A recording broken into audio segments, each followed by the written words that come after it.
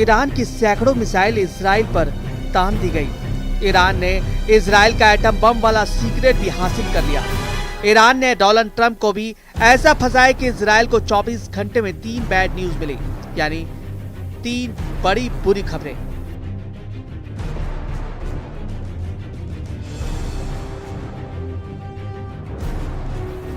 पहला झटका इसराइल के लिए सबसे बुरी खबर यह आई कि ईरान ने इसराइल पर फायर करने के लिए 800 मिसाइल तैयार कर ली है। इस खबर ने नेतन्याहू को पूरी तरह दहला दिया। दूसरा बड़ा झटका ये लगा, बड़ी खबर ये आई कि ईरान ने मोसाद के घर में ही लगी बड़ी सेल। परमाणु वार्ता के दौरान ही इसराइल के परमाणु सीक्रेट पहुंच गए तेहरान। तीसरा बड़ा झटका ये लगा कि इसराइल के लिए तीसरी बुरी खबर ये आई कि डोनाल्ड ट्रंप ने डाल दी इसराइल के हाथों में बेड़ियां। ट्रंप की वार्निंग, जब तक बातचीत चलेगी इसराइल खामोश बैठेगा।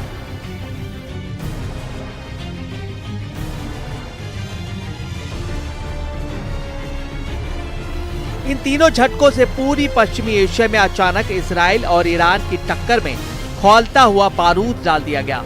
नेतन्याहू को जैसे ही पता चला कि ईरान ने 800 मिसाइल के लिए ईंधन का इंतजाम कर लिया, इसराइल के एयर और मिसाइल डिफेंस के पैरों तले जैसे जमीन खिसक गई। ईरान की मिसाइलों को लेकर नेतन्याहू का नया खौफ क्या है, इसे बहुत ज्यादा ध्यान से समझिएगा, क्योंकि यहाँ ईरान को बहुत बड़ी मदद चीन से मिलने का दावा किया जा रहा है। यानी ईरान के साथ अब चीन पूरी तरह खड़ा हो चुका है। अमेरिका की मीडिया में खबर आए कि ईरान ने मिसाइल लॉन्च करने वाला हजारों टन ठोस ईंधन, जिसे रॉकेट ऑक्सीडाइजर अमोनियम परक्लोरेट कहा जाता है, उसकी सप्लाई चीन ने शुरू कर दी है। यह इतना रॉकेट फ्यूल है जो 800 से ज्यादा बैलिस्टिक मिसाइलों को इजराइल तक पहुंचा सकता है। वॉल स्ट्रीट जर्नल की रिपोर्ट में पता चला है कि चीन की मदद से ईरान अपनी मिसाइल पावर को कई गुना बढ़ाने में लगा हुआ है।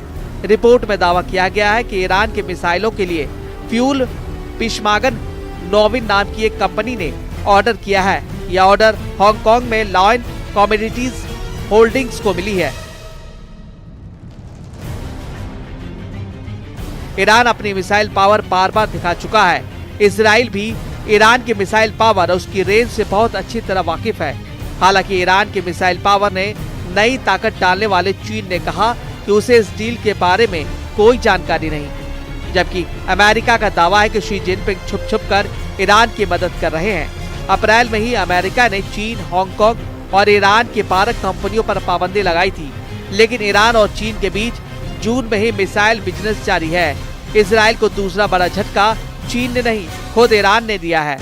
ईरान के दावे ने नेतन्याहू और उनकी फौज का टेंशन मीटर टॉप कर पहुंच गया है, क्योंकि खबर ऐसी है कि इजराइल की सबसे बड़ी ताकत उसकी सबसे कमजोर साबित हो रही है। नेतन्याहू की सबसे बड़ी ताकत उनकी खुफिया एजेंसी मोसाद को लेकर ईरान के सरकारी मीडिया में बड़ी खबर वायरल है। खबर ऐसी है कि नेतन्याहू और उसके कमांडरों के पसीने छूट गए। ईरान की मीडिया में दावा किया जा रहा है कि उसकी खुफिया एजेंसियों ने इजराइल के परमाणु कार्यक्रम या ये कहे कि उसके एटम बम को लेकर बहुत ही संवेदनशील दस्तावेज हासिल कर लिए हैं।